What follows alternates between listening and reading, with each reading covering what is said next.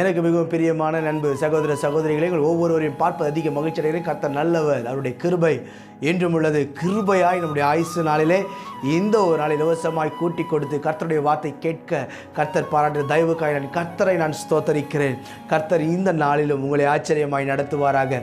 கர்த்தர் நாளை ஆசீர்வதிக்கும்படி நமக்கு கொடுத்திருக்கிற உன்னதமான வார்த்தை என்ன என்று பார்ப்போம். அது யோவான் 14:15. நீங்கள் என்னிடத்தில் அன்பாய் இருந்தால் என் கற்பனைகளை கை கொள்ளுங்கள், என் கற்பனைகளை கை கொள்ளுங்கள் என்று இயேசு தம்முடைய வார்த்தை வாயை திறந்து சொல்லுகிறார். நீங்கள் இடத்தில் அன்பாய் இருந்தால் என்னுடைய கற்பனைகளை கை கொள்ளுங்கள். சிலர் சொல்லுவாங்க பாருங்க, நான் ஆண்டவரை தான் அதிகமாக நேசிப்பேன், ஆண்டவருக்காக என் உயிரையே கொடுப்பேன், ஆண்டவருக்காக நான் எல்லாத்தையும் கொடுப்பேன். ஆனால் நீ ஆண்டவருக்காக உன் உயிரை தர வேண்டாம், அவருடைய கற்பனையை கை கொள்ளுன்னு கர்த்தர் சொல்லுகிறார். அதுதான் பிரதர் ரொம்ப கஷ்டமாக இருக்குது இந்த உலகத்தில். கர்த்தர் சொல்கிற வார்த்தைகளின்படி நடக்க தான் ரொம்ப கஷ்டமாக இருக்குது. ஆனால் ஆண்டவருக்காக எதையும் செய்ய நான் ஆயத்தமாக இருக்கிறேன், ஏன்னால் இது மாத்திரம் செய்ய கடினமாக இருக்கிறது என்று சொல்லி சிலர் இடறி போவதை நாம் பார்க்கிறோம். ஆனால் ஆண்டவர் எதிர்பார்க்கிற ஒரு காரியம், நீ என்னை நேசிக்கிறாய் என்று சொன்னால், நீ என்னை விரும்புகிறாய் என்று சொன்னால், நீ என்னை பின்தொடருவாய் என்று சொன்னால், நீயும் நானும் செய்ய வேண்டிய ஒரு காரியம் என்ன?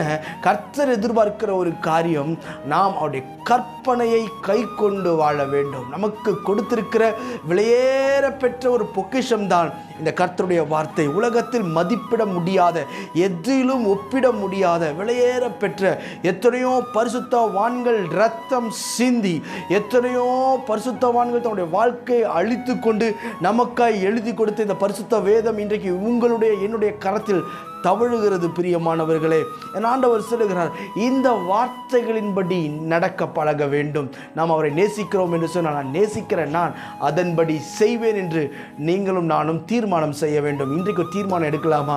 இத்தனை வேதத்தை வாசிச்சிருக்கிறேன், ஆனால் அதன்படி நான் நடந்தது கிடையாது, இனி நான் கர்த்தருடைய வார்த்தையின்படி நடப்பேன் அப்படின்னு ஒரு தீர்மானம் எடுங்களேன். கர்த்தர் நிச்சயம் உங்களை ஆசீர்வதிப்பார். நாம் கர்த்தருடைய வார்த்தையின்படி நடக்கும் பொழுது நமக்கு என்ன ஆசீர்வாதம்? பிரசங்கி 8:5 சொல்லுகிறது, கற்பனையை கை கொள்ளுகிறவன் ஒரு தீங்கையும் அறியான் என்று சொல்லி. கர்த்தருடைய கற்பனையை கை கொள்ளுகிறவன் ஒரு தீங்கையும் அவனுக்கு தெரியவே தெரியாதான். அவனுக்கு தீங்கு வருவது அவனுக்கு தெரியவே தெரியாது. தீங்கு வருவதுன்னு சொல்லி பயப்பட மாட்டான், நடுங்க மாட்டான். காரணம் என்ன? அவனுடைய கண்கள் கர்த்தருடைய வார்த்தையின் மீதும் வாக்குத்தத்தத்தின் மீதும் உறுதியாயிருக்கிறது.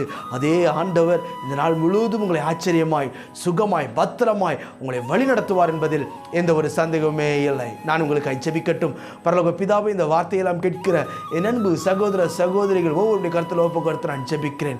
கிருபையுள்ள கரத்தில் ஆண்டவரை தாழ்த்தி ஒப்பு கொடுக்கிற சுவாமி, கர்த்தர் நீங்கள் ஆசீர்வதித்து மேன்மைப்படுத்துவீராக ராஜா. ஆண்டவரே, உடைய பிள்ளைகள் விரும்புகிற காரியத்தை கர்த்தர் கொடுத்து ஆசீர்வதியும். உடைய பிள்ளைகளுக்கு முன்பாக இருக்கிற எல்லா இருளும் விலகி போகட்டும் நான் ஜெபிக்கிறேன். உண்மை வெறும் வார்த்தையினால் நேசிக்கிறவர்களாய் அல்ல ஆண்டவரே, உங்களுடைய வார்த்தையை கை கொண்டு நடக்கிறவர்களாய் நாங்கள் வாழ எங்களை ஒப்பு கொடுத்து நான் ஜெபிக்கிறேன். கிருபை சூழ்ந்திருக்கட்டும். பெரியவர் பெரிய காரியங்களை செய்யும். இயேசுவின் நாமத்தில் ஜெபிக்கிறேன் எங்கள் ஜீவனுள்ள பிதாவே. ஆமென், ஆமென், ஆமென். God bless you.